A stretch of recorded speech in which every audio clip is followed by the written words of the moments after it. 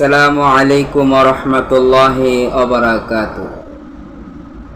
সম্মানিত ভিউয়ার্স, আমি আপনাদের সম্মুখে একটি বিষয় নিয়ে কিছু কথা বলার চেষ্টা করব ইনশাআল্লাহ।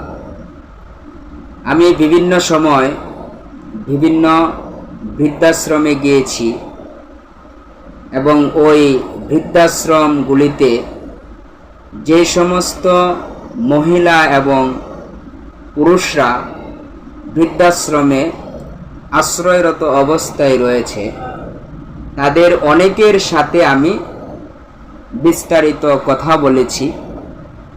বিস্তারিত কথা বলে আমার একটি ক্ষুদ্র অভিজ্ঞতা হয়েছে।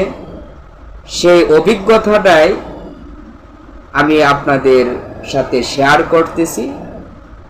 হয়তো এই বিষয়টা আমার আপনার জীবনে